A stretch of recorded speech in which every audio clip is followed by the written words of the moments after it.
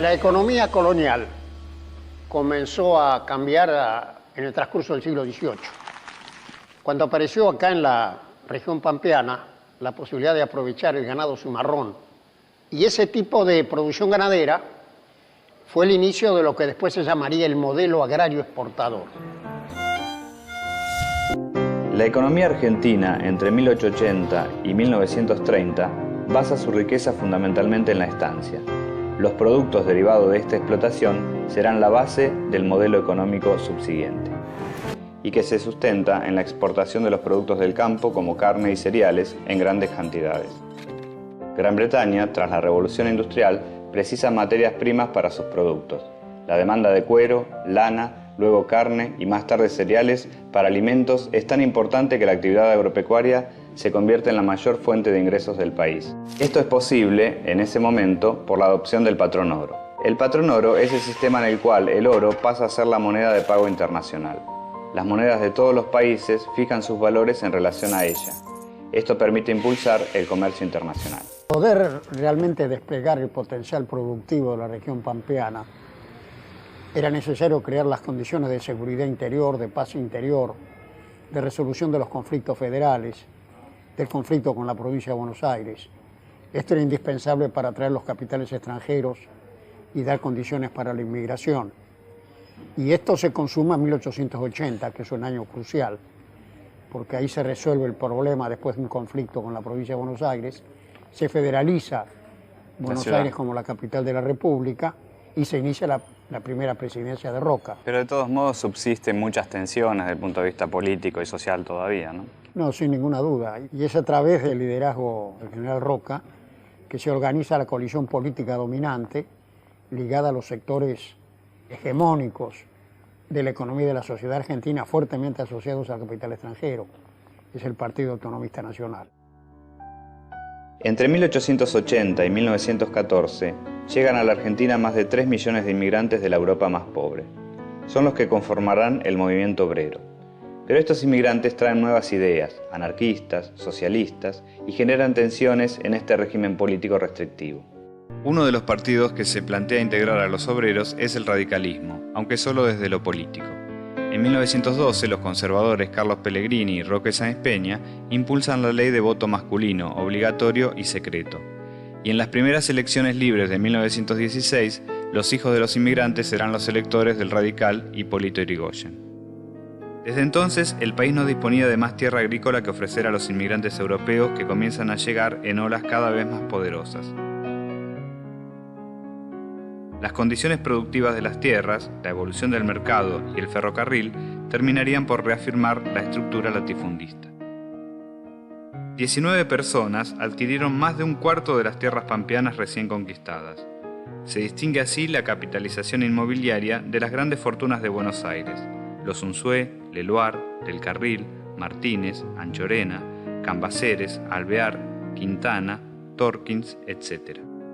Estos hechos dificultaron el acceso a la propiedad de la tierra de los trabajadores rurales que se incorporaban a la expansión de la economía agropecuaria de la región pampeana, y dio origen a su característica institucional básica, la explotación de una parte sustancial de la superficie disponible por arrendatarios y de otra parte en grandes latifundios. Recordando en el siglo XIX, hasta el final del siglo, la importancia que tuvo el lanar y la lana en las exportaciones, y cómo incluso el lanar fue desplazando en varias regiones al ganado vacuno. Sí, y en realidad hasta fines del siglo XIX, pero después ya va a tener importancia significativa los cereales, el trigo y el lino, van a adquirir una relevancia importante dentro del total de las exportaciones de la Argentina. Claro. Básicamente hasta los inicios de la Primera Guerra Mundial.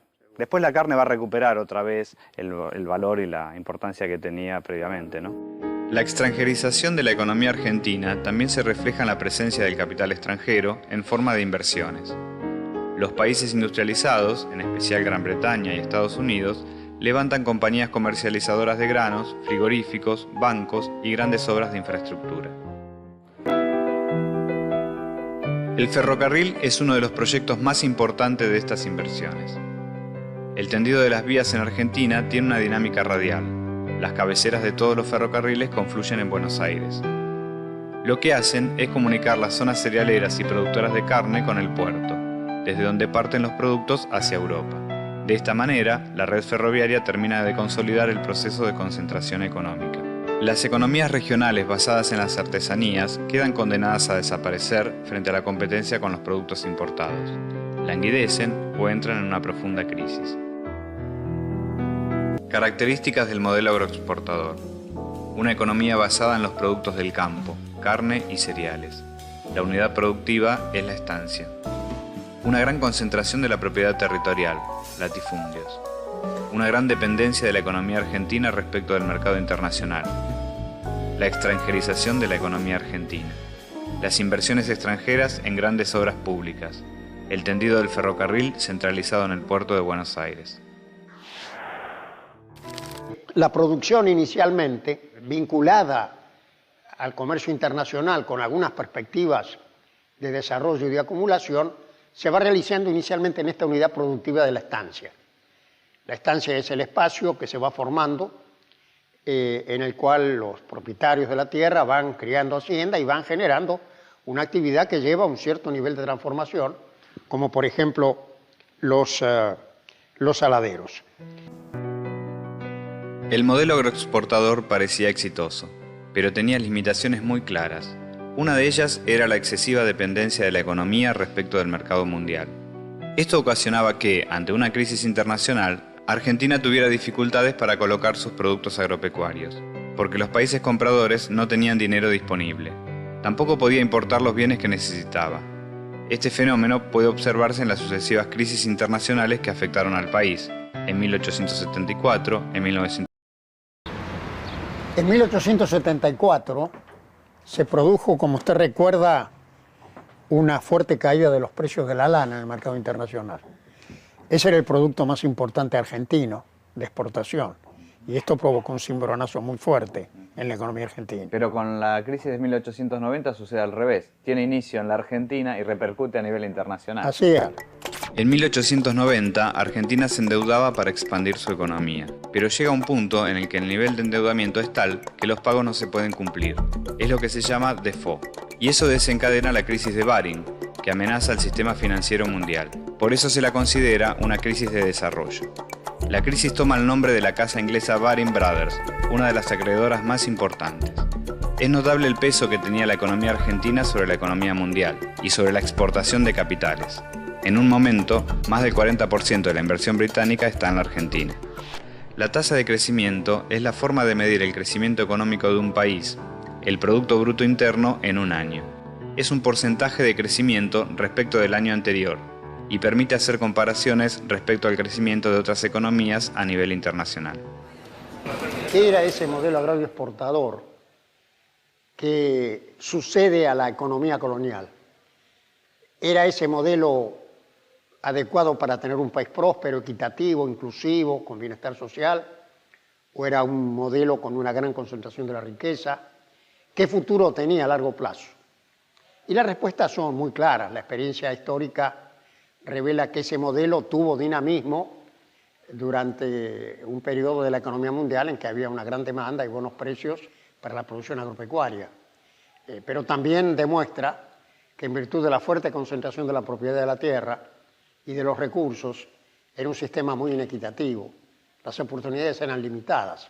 Y una de las cosas que pasaron como consecuencia de esto es la gran proporción de gente que venía a la Argentina como inmigrante y por falta de oportunidades regresaba a su país de origen, a pesar de lo cual Argentina fue en todo ese periodo, después de los Estados Unidos, el país que más recibió inmigrantes en el continente americano. Así que era un sistema que fue viable en ciertas condiciones del mercado mundial, que generó una cierta prosperidad en algunas clases medias, que concentró mucho la riqueza en las élites dominantes y que respecto del grueso de la población derramó de manera muy pobre, muy insuficiente, la riqueza que el mismo modelo agrario exportador ponía en marcha.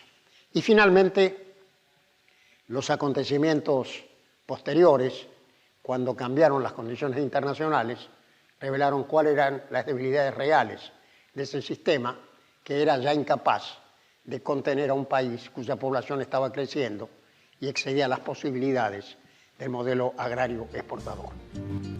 En 1914, el estallido de la Primera Guerra Mundial genera desabastecimiento a nivel internacional.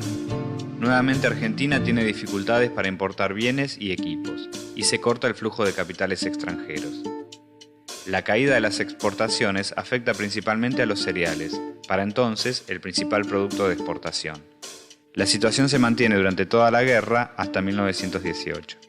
En la década del 20, la economía argentina comienza a recuperarse de las consecuencias de la guerra. Y los gobiernos radicales de Irigoyen y de Alvear toman algunas medidas trascendentes en un sendero que podía haber iniciado una trayectoria distinta. La creación de YPF, la creación de la fábrica militar de aviones. Y la Argentina fue pionera en muchas de estas cosas, y de hecho fue el país más avanzado de América Latina. Sin ninguna duda, pero desgraciadamente el país se acercaba ya no solo al final de una etapa de su desarrollo económico, el de la economía primaria exportadora, sino al fin del ciclo de construcción democrática iniciado con la Organización Nacional. Estábamos ya en las vísperas del golpe de Estado del 6 de septiembre de 1930, que es una fecha verdaderamente trágica en la historia argentina. El primer golpe de Estado de la historia argentina coincide con la crisis financiera mundial que había comenzado con la caída de la Bolsa de Nueva York en 1929. Para 1930 se ha trasladado a todos los países, y en la Argentina marca también el fin del periodo agroexportador.